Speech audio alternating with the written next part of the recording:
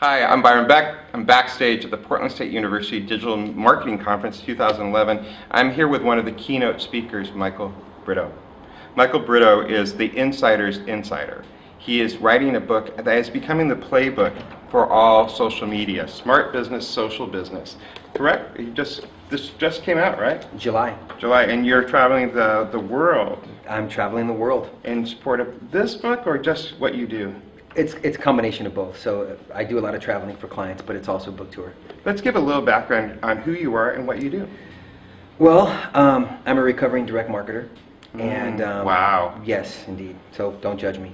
But I, traditionally working in the enterprise, Sure. focused on search and direct marketing and trying to get customers to do what we want them to do. Right. And 2006, 2007, I kind of saw the light, and I realized that customers do not want to be referred to as segments and demographics and web users. They want to be treated like people. Exactly.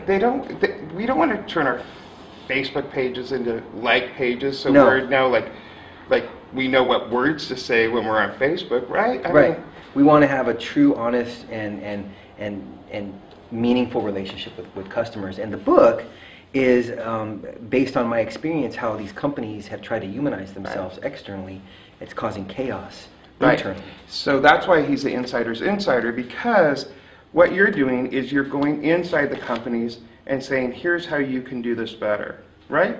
Correct. And So one of the philosophies that I have is that any company, product, organization, brand, any size, cannot have effective conversations with customers externally unless they can have effective conversations internally with each other. Well, we all worked in that office that you know what I'm talking about. Yes. And I don't even have to say it, but most offices don't have very good internal communications, None. literally or physically. So how is that changing through social media? Well, it has to change. I mean, the way that you innovate products, you get them to market faster is through taking the collective feedback, not just from employees, but also customers, so that you can provide more, innovative products. I mean, a lot of companies are doing it today, Starbucks being one, Dell, Zappos being another. And so when you can tap into that kind of creativity within the organization, it just brings you one step ahead of the game. I find that interesting that you say bringing it one step ahead of the game. It almost is like that organizations have to work in real time. It's no longer the 3-month project, the 6-month project, or the 3-year project.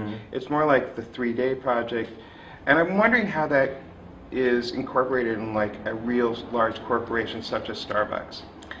I don't know the details on Starbucks, but for example, working at Intel, large multinational organization, it's at the end of the day they manufacture chips, but they're listening real time. They have a command center set up. They're listening to what customers are saying, what partners are saying, what employees are saying, and they're changing their business real time. They have to. Right. And as you travel the globe, I mean, you're a global person. Do you find that there are other countries that are doing it better than we are doing it? I would say that they're pretty much on the same level. I think the adoption of social media in countries like France and Italy and the UK are certainly pretty much neck and neck with the U.S. I mean, customers are customers. Right. And we are. Are they? I would think so. Yes. No, I beg to differ. I don't think American customers are the same as customers in Europe. Would you say they are? No, but each country has their own specific kind of the way that they interact with brands. So then they're moving at the speed of light, just as the U.S. customers are.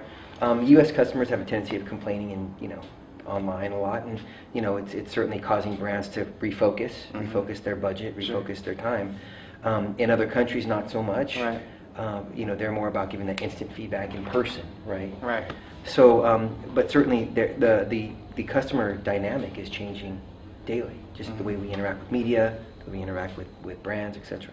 I was wondering, culturally, is social media a Western culture phenomenon, or is it an all-culture phenomenon? I'm sorry to just kind of throw that at you, but it made me think of like, it seems like we need to adapt kind of more of a Western idea of consumerism, correct? That's a very complicated question.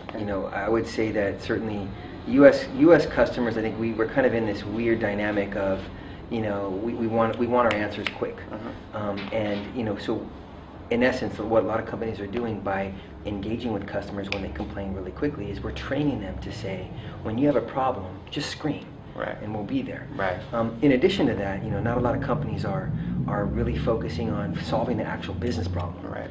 Right. So Comcast, for example, I'm going to talk about this later. They do a great job solving customer issues when you complain, when their technicians don't show up. But the reality is, their technicians are still late all the time. Right. So they're not changing that process. Right. They're just handling all these external problems. So that's the biggest gap. Well, your book is Smart Business, Social Business. You should pick it up. It's available online at Amazon, I assume. And Amazon and in bookstores still. Yeah, and you want to go to a bookstore to pick up a book. Pick up a book. Okay, thank you so very much, Michael. Thank you.